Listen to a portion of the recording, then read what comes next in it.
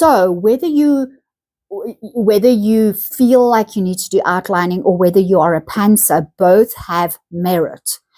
And exactly like I said, my brain loves the process of organization with outline for a big story.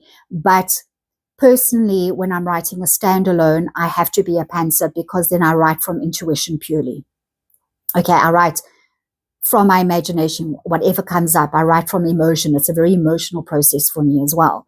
So I personally would love to hear from you guys, from you. What, are you a pantser or do you pantser? It's difficult saying that word.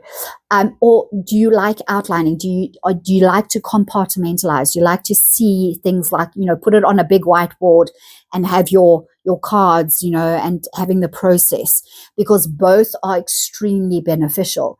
I never do the outline. If I had to write a series, I would never do the outline. This sounds weird.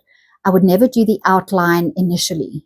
I would first write this whole story. So if it's 3 books, for example, like a trilogy, I'd write all 3 books, and then I'd go from the beginning, starting with book 1, and then I would do my outline, and then make sure this is what happens in book 1 from beginning to end. This is what happens in book 2 from beginning to end.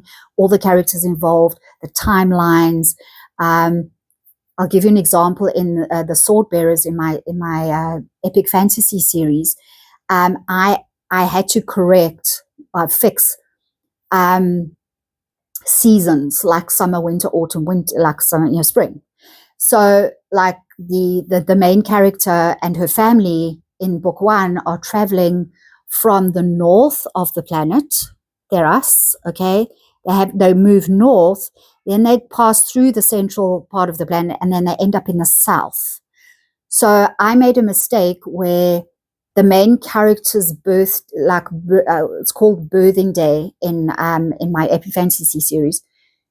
She has her birthing day in winter, in midwinter, and then because she's in the southern hemisphere, her birthday is in, say it with me, summer. Okay, so can you see? So so it's summer. Remember, it's summer. So when she's having her birthday in later in the book, or in book 2 and 3, and they're in the southern hemisphere of the planet, her birthday's in summer. So, I had to be really careful. So I had to fix that. And that's just one example if you're writing a huge story that takes place over a hectic amount of time.